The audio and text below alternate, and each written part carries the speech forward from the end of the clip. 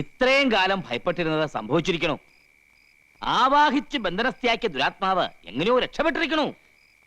വരുന്ന വഴിക്ക് നോമുള്ള സാന്നിധ്യം മനസ്സിലാക്കിയിരിക്കണു. ഇതെങ്ങനെയാ സംഭവിച്ചത്? ഇവിടെ ആരെങ്കിലും ബ്രഹ്മചര്യം ലംഘിച്ചോ? വ്രതാനുഷ്ഠാനങ്ങൾക്ക് വിഘ്നം വരുത്തിയോ? കണ്ടില്ലേ, ജപിച്ചു കെട്ടി ഏലസ് പോലും നഷ്ടപ്പെടുത്തിയിരിക്കണു. കൈയിങ്ങട് നീട്ടുക. ജീവൻ തിരിച്ചു കിട്ടിയത് ഏതോ മഹാഭാഗ്യമെന്ന് കരുതിയാ മതി. ഈ കുടുംബത്തിനെ ആപത്തിന്ന് രക്ഷിക്കാൻ മേപ്പാടിനെ പറ്റൂ. തമ്പുരാട്ടിക്കറിയില്ലേ, അവളത്ര നിസ്സാരക്കാരിയല്ല. ഗർഭിണിയായിരിക്കുമ്പോ ജീവനോടെ വെന്തരിഞ്ഞവളാ. ലോകത്തൊരു മാന്ത്രികനും പെട്ടെന്ന് അവളെ ആവാഹിക്കാൻ പറ്റില്ല. 41 ദിവസത്തെ വ്രതാനുഷ്ഠാനങ്ങൾ ഹോമങ്ങളും ചെയ്ത് കരുത്താർജിച്ചാണ് അന്ന് അവളെ നോം ആവാഹനം ചെയ്തത്. വീണ്ടും ആ കരുത്ത് നേടേണ്ടിയിരിക്കണോ? ഇല്ലെങ്കിൽ നമ്മെപ്പോലും അവൾ അപകടപ്പെടുത്തിയിരിക്കും. തൽക്കാലം എല്ലാവരും കരുതിയിരിക്കുക. ജപിച്ചു കെട്ടിയ ഏലസ് നഷ്ടപ്പെടാതെ സൂക്ഷിക്കുക. കടുത്ത ബ്രഹ്മചര്യവും കർമ്മങ്ങളും കർശനമായി പാലിക്കുക. പരസ്ത്രീകളുടെ സാമീപ്യം ബ്രഹ്മചര്യ ലംഘനാവോ? എന്താ സ്ത്രീ സാമീപ്യം വേണമെന്ന് കൃഷ്ണൻ തമ്പുരാൻ വല്ല മോഹം ഉദിച്ചോ? അങ്ങനൊന്നുമില്ല, അറിഞ്ഞിരിക്കാം. ഈ തറവാട്ടിൽ ഇന്ന് ജീവിച്ചിരിക്കുന്ന അനന്തരാവകാശികളായ 3 ആന്തരികളും കർശനമായി ബ്രഹ്മചര്യം പാലിച്ചേ പറ്റൂ. യക്ഷി എന്നെയാ നോട്ടിട്ടിരിക്കണേ. വല്ല ദാസ്യപ്പെണ്ണിന്റെ രൂപത്തിലും ഇനിയും അവള് വന്നാലോ? എന്നെ രക്ഷിക്കണം. പേടിക്കണ്ട. അതിനാണ് മന്ത്രം ജപിച്ച് നാം ഏലസ് തന്നിരിക്കുന്നത്. അവൾ ഏത് രൂപത്തിൽ വേണമെങ്കിൽ പ്രത്യക്ഷപ്പെടുകയോ വേണ്ടി വന്നാൽ സ്പർശിക്കുകയോ ചെയ്തോട്ടെ.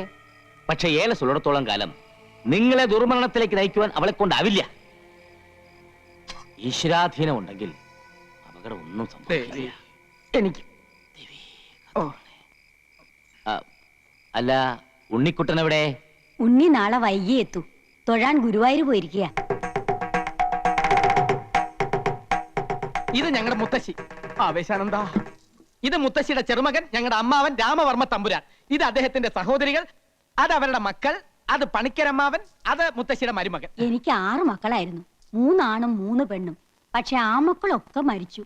എല്ലാം ദുർമരണങ്ങളായിരുന്നു. വിവരങ്ങളൊക്കെ ഞാൻ പറഞ്ഞിട്ടുണ്ട്. ഓ, നന്നായി. ഇവിടെ ജനിക്കുന്ന പെൺകുട്ടികൾക്ക് മാത്രമേ വിവാഹം വിധിച്ചിട്ടുള്ളൂ. ഞാനും അങ്ങയെപ്പോലെ ശുദ്ധ ബ്രഹ്മചാരിയാ.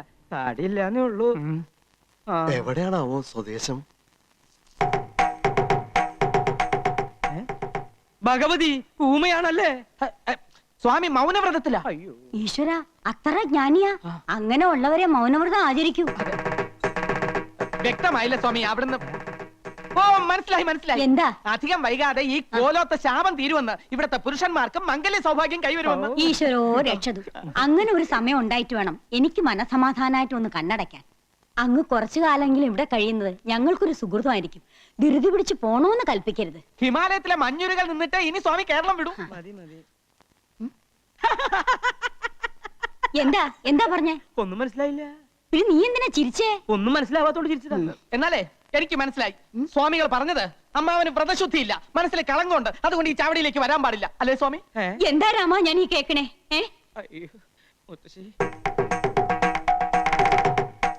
ചെയ്യിക്കാം സ്വാമി, ചെയ്യിക്കാം. എന്താ എന്താ? അമ്മാവൻ ഇന്ന് രാത്രി മുഴുവൻ ആഹാരം കഴിക്കാതെ ഉപവസിക്കണമെന്ന്, സന്ധ്യയ്ക്ക് രാമായണത്തിലെ കിഷ്കിന്ധാ കണ്ടം മുഴുവൻ വായിച്ചു തീർക്കണമെന്ന്. അയ്യോ, ഇവൻ വെറുതെ ഓരോന്ന് പറയാ. അദ്ദേഹം ഇതൊന്നുമല്ല പറഞ്ഞത്. അദ്ദേഹം ഇത് തന്നെയാണ് പറഞ്ഞത്. ദേ ഇങ്ങനെ കാണിച്ച രാമായണം വായിക്കാന്നാണ് അർത്ഥം.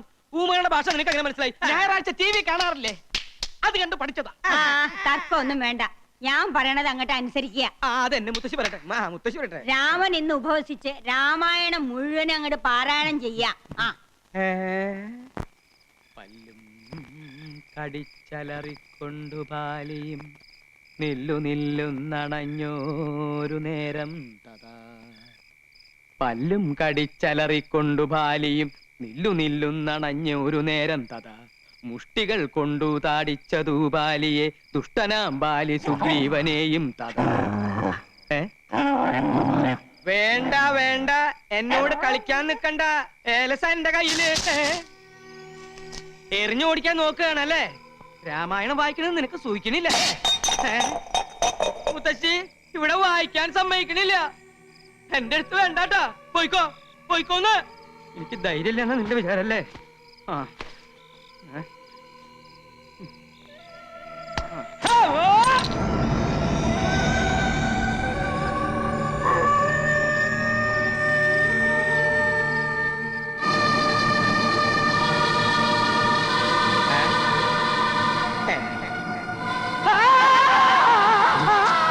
അയ്യേ, ഇത് ഞാനാണ് മാവ.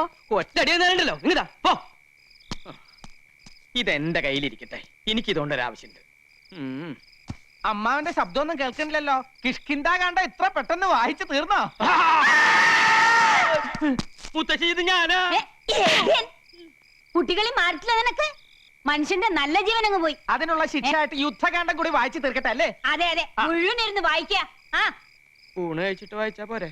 എന്റെ കുട്ടിയോട് ഞാൻ പറഞ്ഞിട്ടില്ലേ ത്രിസന്ധിക്ക് മുമ്പ് കോലോത്ത് വരണോന്ന്? ഇവിടെ എന്തൊക്കെയാ നടക്കണെന്ന് അറിയോ നിനക്ക്? എന്റെ മുത്തശ്ശി ഇവിടെ ഉള്ളപ്പോ എനിക്കൊന്നും സംഭവിക്കില്ല. ആ എന്റെ കുട്ടി ആഹാരം കഴിച്ചു കിടന്നോളൂ, സമയം ഏറെയായി. അത് ശരിയാ. ചെന്നിരുന്ന് വായിക്കടാ. പല്ലു കടിച്ചലറിക്കൊണ്ടു ബാലിയും നില്ലുന്നില്ലെന്നണഞ്ഞൊരു നേരം തഥാ.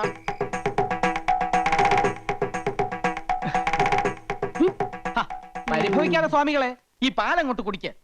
നിവർത്തിയേട് കൊണ്ടല്ലേ എനിക്ക് ഇങ്ങനെയൊക്കെ ചെയ്യേണ്ടി വരുന്നത്. എല്ലാറ്റിനും എന്നെങ്കിലും ഒരു പരിഹാരം ഉണ്ടാവും. താൻ വിഷമിക്കണ്ട. താടിയും മുടിയും വെച്ച് കെട്ടി ഇങ്ങനെ ഫാൻസി ഡ്രസ് കളിക്കാനേ ഇനി എന്നെ കിട്ടുവേല കേട്ടാ. കൊച്ചു ത്രേസ്യ ആരെങ്കിലും കാണും. കാണട്ടെ, എല്ലാരും അറിയട്ടെന്നു. ഇങ്ങനെയുണ്ടോ മനുഷ്യന്മാര്?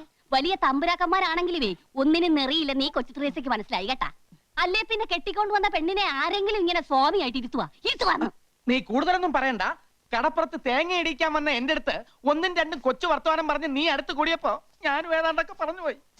ഏതാണ്ടൊക്കെ പറഞ്ഞെന്നാ? പറഞ്ഞത് കൃത്യമായിട്ട് എനിക്കങ്ങോട്ട് ഓർമ്മയുണ്ട് കേട്ടാ. കൊച്ചു ത്രേസ്യയെ ഐ ലവ് യു എന്നാ നിങ്ങ പറഞ്ഞത്. ഈ ഐ ലവ് യു എന്ന് പറഞ്ഞാൽ ഉടനെ കെട്ടിക്കോണോന്നാണെങ്കിൽ കേരളത്തിലെ എല്ലാ ആണുങ്ങൾക്കും 10ഉം 15ഉം ഭാര്യമാര് കണ്ടേനെ. ഇനി ഇഷ്ടപ്പെട്ടു ഒന്ന് എന്നെ ഇരിക്കട്ടെ. എന്ത് അപരാധം ചെയ്തിട്ടാ നിന്റെ അപ്പം വർക്കി എന്നെ ഓടിച്ചിട്ട് പിടിച്ച് രജിസ്റ്റർ ഓഫീസിൽ കൊണ്ടുപോയി എന്നെ കെട്ടിച്ചത്? ഞാൻ ബ്രഹ്മചാരിയായി കഴിയേണ്ടവനാണെന്ന് അങ്ങയുടെ കാല് പിടിച്ച് പറഞ്ഞതാ. അന്നേരം ആ കാല് കൊണ്ട് എന്നെ അങ്ങേരെ എന്റെ മുഖത്ത് തൊഴിച്ചു. എന്നിട്ട് എന്നെ ഭീഷണിപ്പെടുത്തി നിന്നെ ഇങ്ങോട്ട് കൊണ്ടുവരികയും ചെയ്തു. കഴിഞ്ഞതൊക്കെ കഴിഞ്ഞ് ഇനി നമുക്ക് എല്ലാം അങ്ങോട്ട് മറക്കാം. തിരുമേനി എല്ലാം ഞാൻ മറക്കാം, എന്റെ ബ്രഹ്മചര്യം ഒഴിച്ച്. കൊച്ചു ത്രേസ്യയെ, എനിക്ക് എന്റെ ജീവനിൽ കൊതിയുണ്ട്. നമ്മുടെ രഹസ്യ വിവാഹം കഴിഞ്ഞെങ്കിലും മേപ്പാടം കൽപ്പിക്കുന്നത് വരെ ഞാൻ സ്ത്രീ സുഖം അനുഭവിക്കുന്ന പ്രശ്നമേ ഇല്ല. അങ്ങനെ പറയല്ലേ, തമ്പുരാൻ അറിയാവാ ഇന്ന് നമ്മുടെ ആദ്യ രാത്രിയാണ്. എന്റെ കാളരാത്രി. അന്ന് കടാപ്പുറത്ത് വെച്ച് ആദ്യമായി തമ്പുരാൻ എന്നെ ഇഷ്ടമാണെന്ന് പറഞ്ഞ ദിവസം ഓർമ്മയുണ്ടാ? ദുർദിനങ്ങൾ ഞാൻ ഓർമ്മിക്കാറില്ല. എനിക്ക് നല്ല ഓർമ്മയുണ്ട്. അന്ന് അയലയും മത്തിയും ചാകര വന്ന ദിവസിയാണ്. ആ സന്ധ്യക്ക് കടാപ്പുറത്ത് വെച്ച് തമ്പുരാൻ എന്നെ നോക്കി പറഞ്ഞു, കൊച്ചു ത്രേസ്യ സുന്ദരിയാണ്. കളിയാക്കിയാലും മനസ്സിലാകാത്ത പെണ്ണ്. ഒരു കാര്യം ഞാൻ പറഞ്ഞേക്കാം. ഞാൻ ജീവനോടെ ഇരിക്കുന്നത് കാണണമെന്നുണ്ടെങ്കിൽ ശൃംഗരിക്കാൻ വരാതെ മര്യാദയ്ക്ക് അടങ്ങി ഒതുങ്ങി ഇവിടെ കഴിഞ്ഞോണം. സമനില തെറ്റി ഞാൻ വല്ലതും ചെയ്തു പോയാൽ പാലമരത്തിന്റെ ചോട്ടിൽ നിന്ന് പിറ്റേന്ന് നീ തന്നെ എന്റെ എല്ലും മുടിയും പറക്കേണ്ടി വരും. അപ്പൊ ജീവിതകാലം മൊത്തം എന്നെ ഇങ്ങനെ സ്വാമി വേഷം കെട്ടിച്ചിരുത്താനാണ് ഇങ്ങോട്ട് കെട്ടിയെടുത്തോണ്ട് വന്നത്. മേപ്പാടം കൽപ്പിക്കുന്നത് വരെ. മേപ്പാടൻ ആരുവാ?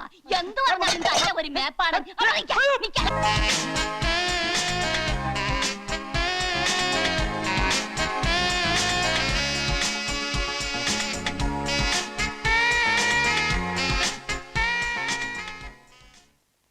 ആ രൂപം കണ്ണീന്ന് അങ്ങോട്ട് മായണില്ല. വല്ലാതെ മനസ്സിലേക്ക് തറഞ്ഞു കയറിയ പോലെ. ആ അങ്ങനെ വരട്ടെ. ഈ അസുഖത്തിനെയാ പ്രേമം പ്രേമം എന്ന് പറയുന്നത്. എടാ ബ്രഹ്മചാരി, നീ ഇങ്ങനെ സ്വപ്നം കണ്ടു കിടന്നിട്ട് വല്ല കാര്യമുണ്ടോ? ഈ പെണ്ണും പിടക്കോഴി എന്നൊക്കെ പറഞ്ഞ ബ്രഹ്മചാരികൾക്ക് പറഞ്ഞിട്ടില്ല. ജീവിതകാലം മുഴുവൻ ബ്രഹ്മചാരിയെ കഴിഞ്ഞോളാമെന്ന് ഞാൻ ആർക്കും വാക്കൊന്നും കൊടുത്തിട്ടില്ല. അങ്ങനെ ഉയരട്ടെ കാമുകന്റെ കരുത്താർന്ന ശബ്ദം. അതിരിക്കട്ടെ, ഈ കക്ഷി എവിടെയുള്ളതാ? ഏതാ എവിടുന്ന ഒന്നും ചോദിക്കാൻ പറ്റില്ല. എവിടുന്നോ വന്ന് എവിടേക്കോ മറിഞ്ഞുപോയ സുഖകരമായ ഒരു സ്വപ്നം. പ്രേമ അസ്ഥിക്ക് എന്നെ പിടിച്ചിട്ടുണ്ട്. കവിത പറഞ്ഞിട്ടില്ലേ? മനസ്സ് തുറന്ന് എന്തെങ്കിലും പറയുമ്പോ നിനക്ക് തമാശ. പിന്നെയല്ല, ഒരു ദിവസം മുഴുവൻ നിന്റെ കൂടെ ഉണ്ടായിട്ടും ഊരും പേരും ചോദിക്കാൻ സമയം കിട്ടിയില്ല അത്രേ. പലതും ചോദിക്കണമെന്നുണ്ടായിരുന്നു, പക്ഷേ അതിനുള്ള അവസരം ഒത്തുന്നില്ല. പേര് മായെന്നാണെന്ന് തോന്നുന്നു. ഭാഗ്യം, അതിപ്പോഴെങ്കിലും ഓർമ്മ വന്നല്ലോ. ഇനി കേരളത്തിൽ മൊത്തത്തിലുള്ള മായമാരുടെ ലിസ്റ്റ് എടുത്ത് അന്വേഷിച്ചാൽ കാര്യങ്ങൾ എളുപ്പമായി. നമ്മുടെ തോട്ടുവക്കത്തെ മേന്റെ മംഗളൊരു മായുണ്ട്. ഇനി അതായിരിക്കോ? അതായിരിക്കാനാ സാധ്യത. അവരുടെ മൂത്ത മകൻ 7ാം ക്ലാസ്സിൽ പഠിക്കുന്നുണ്ട്. നമുക്ക് അവനോട് തന്നെ ചോദിക്കാം, നിന്റെ അമ്മ പരസ്യ ചിത്രങ്ങളെ അഭിനയിച്ചു തുടങ്ങിയോന്ന്. നിന്നോട് ഇതൊക്കെ പറയാമെന്ന് എന്നെ വേണം തല്ലാൻ. എടാ, നിനക്കറിയാലോ, കോളേജിൽ ഇത്രയേറെ പെമ്പിളരുണ്ടായിട്ടും എനിക്ക് ആരോട് ഇതുവരെ ഒന്നും തോന്നിയിട്ടില്ല. പക്ഷെ ഇതെന്തോ എനിക്ക് പറഞ്ഞു വെച്ചിരിക്കുന്ന പെണ്ണാണെന്നൊരു തോന്നൽ. എടാ, കാര്യം ഇത്ര സീരിയസ് ആണോ? ഇന്നലത്തെ ഷൂട്ടിങ്ങിന് ഞാനില്ലാഞ്ഞതാ കാരണം. ഞാനുണ്ടായിരുന്നെങ്കിൽ അവളുടെ ഡീറ്റെയിൽസ് മുഴുവൻ, ഭൂമിശാസ്ത്രവും ശരീരശാസ്ത്രവും എല്ലാം ചോദിച്ച് മനസ്സിലാക്കിയേനെ. പിന്നെ നിന്നോടല്ലേ അവള് പറയാൻ പോവല്ലേ? നമുക്ക് ആ ഡയറക്ടർ ഒന്ന് ചെന്ന് കണ്ടാലോ? അയാൾക്ക് ചിലപ്പോൾ അഡ്രസ് അറിയായിരിക്കും. എങ്ങനെയാണേലും വേണ്ടില്ല, ഒന്നുകൂടി അവളൊന്ന് കാണാൻ കഴിഞ്ഞാൽ മതിയായിരുന്നു.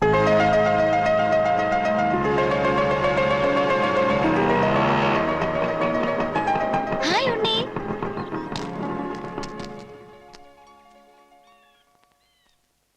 എന്താ ഇങ്ങനെ മേടിച്ചു നോക്കുന്നേ? ഒരു ഹായ് പറഞ്ഞ തിരിച്ചു പറയാനുള്ള മര്യാദ പോലും ഇല്ലേ? ഹായ്. ഇയാളോടല്ല, ഉണ്ണിയോടാ പറഞ്ഞ. ഞാൻ പോവാ. അയ്യോ പോവല്ലേ, ഉണ്ണിപ്പ കാണണമെന്ന് പറഞ്ഞേ ഉള്ളോ, അപ്പോഴേക്കും പ്രത്യക്ഷപ്പെട്ടു. ഏതായാലും 100 ആയസാ. മായ എന്താ ഇവിടെ? എന്റെ വീട് ദേ ആ കുന്നിന്റെ അപ്പുറത്താ. നാളത്തെ ഷൂട്ടിങ്ങിന് മായ വരില്ലേ? ഏയ്, ഞാനിനി ഷൂട്ടിങ്ങിനൊന്നുമില്ല. ഇന്നലെ ഒരു പ്രത്യേക സാഹചര്യത്തിൽ വന്നേ ഉള്ളൂ. അയ്യോ അങ്ങനെ പറയല്ലേ, മായ വരണം, അല്ലെങ്കിൽ ഉണ്ണിക്ക് വിഷമാവും. ഞാൻ വരാഞ്ഞ ഇയാൾ എന്തിനാ വിഷമിക്കുന്നേ? അല്ല, മായ അത്രക്ക് ഇഷ്ടാണെന്ന്. മായയല്ല, മായയുടെ ഡാൻസ് വളരെ നന്നായിരുന്നു. ഇവൻ അതാ ഉദ്ദേശിച്ചത്. അപ്പൊ നിനക്ക് മായ ഇഷ്ടാണെന്ന് പറഞ്ഞോ? അങ്ങനെ ഞാൻ പറഞ്ഞില്ല. അയ്യോ പറഞ്ഞു. പറഞ്ഞോ? എന്നോടാണോ ചോദിക്കുന്നേ? സോറി. പിന്നെ നാളത്തെ വർക്കിന് മായ വരണം. ആ, ഒരു പാവപ്പെട്ട ചെറുപ്പക്കാരന്റെ ആഗ്രഹല്ലേ, പ്ലീസ്. ഓഹോ, താനാരാ ദല്ലാളാ? ശരി, ഉണ്ണിക്ക് വേണ്ടി ഞാൻ വരാം. എടാ, അവൾ പറഞ്ഞു കേട്ടോ, ഉണ്ണിക്ക് വേണ്ടി വരാന്ന്. ഇത് വീണു. സത്യമാണോടാ? സത്യം.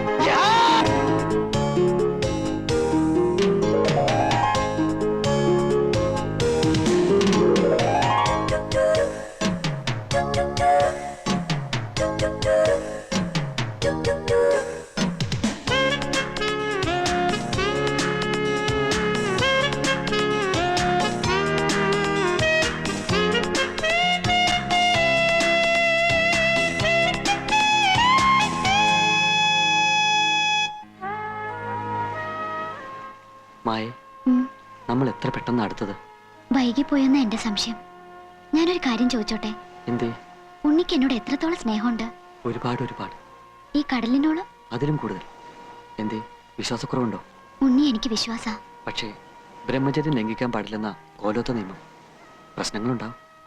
എല്ലാം നേരിടാൻ മായ തയ്യാറാണോ? ഉണ്ണിക്ക് വേണ്ടി എന്തിനും ഞാൻ തയ്യാറാ. മരിക്കാനാണെങ്കിലോ? മരിക്കാനും. ചുമ്മാ സ്റ്റൈല് പറയല്ലേ. ഞാൻ പറഞ്ഞത് സത്യ. എങ്കിൽ എനിക്ക് വേണ്ടി ഇപ്പൊ ഒന്ന് മരിക്കാമോ? ഉണ്ണിയുടെ ആഗ്രഹം അതാണെങ്കിൽ മരിക്കാലോ. പറഞ്ഞോളൂ, എങ്ങനെയാ ഞാൻ മരിക്കേണ്ടത്? ഇപ്പൊ മരിക്കാൻ സൗകര്യം ഈ കടലിൽ ചാടുക. എന്താ, തയ്യാറാണോ? തയ്യാറാ. പക്ഷെ ഞാൻ മരിച്ചാ ഉണ്ണിക്ക് വിഷമാവരുത്. മരിച്ചോളൂ, വിഷമൊക്കെ ഞാൻ സഹിച്ചോളാം. എന്നിട്ട് നിന്റെ ഓർമ്മയ്ക്കായി ഒരു താജ്മഹൽ ഞാനും പണിയിച്ചേക്കാം. പോരെ? ഞാൻ മരിക്കും. ഓ പിന്നെ, പാച പഠിക്കാതെ മരിച്ചു കാണിക്കും. ശരി, ഞാൻ മരിച്ചു കാണാൻ അത്രയ്ക്ക് ഇഷ്ടാണല്ലേ? എന്നാ കണ്ടോ. എവിടം വരെ പോകുമെന്ന് അറിയാലോ.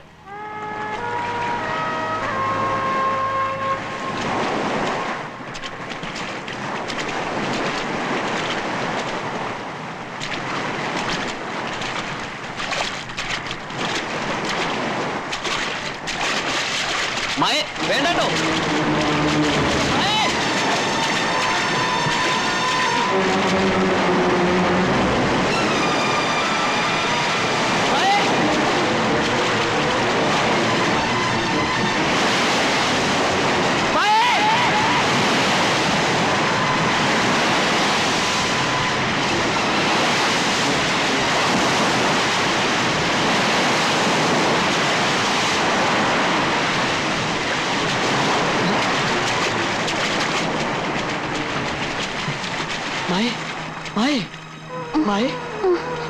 എന്താ ഇത്?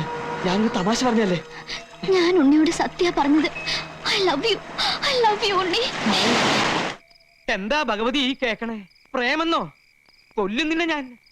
ആവശ്യത്തിലേറെ ലാളിച്ച് വഷളാക്കിയതിന്റെ കുഴപ്പമായി കാണണേ.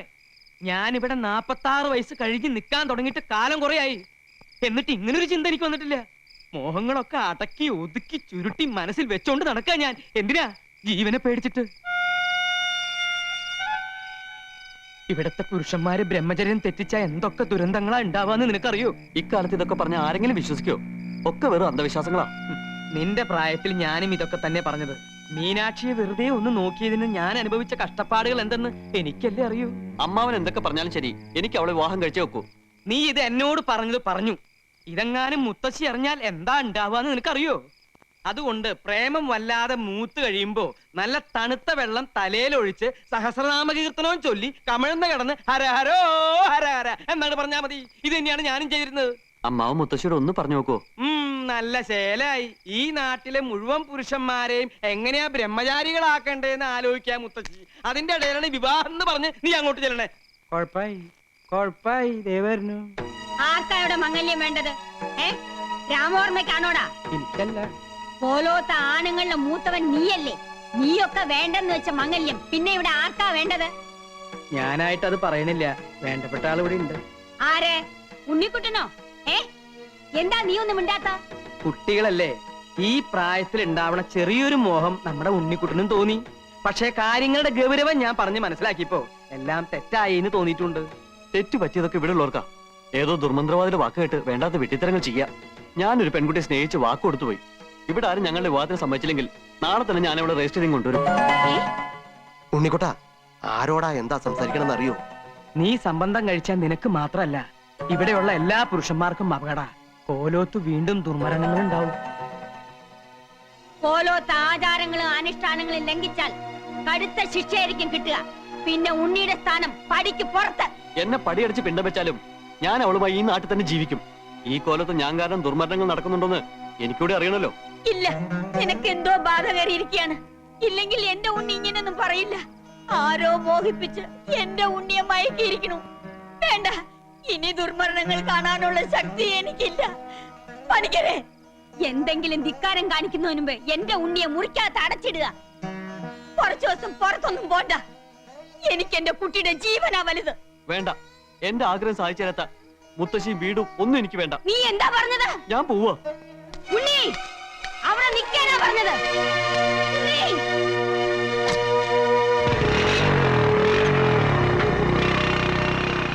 അവൻ എവിടെ പോകാനാ മുത്തശ്ശി? 1 മണിക്കൂറിനകം അവൻ തിരിച്ചു വരും. വരണ്ട. ഈ ആഗ്രഹം മനസ്സിൽ വെച്ചോണ്ടിരിക്കുന്നവൻ ഇനി കോലോത്തേക്ക് വരണ്ട.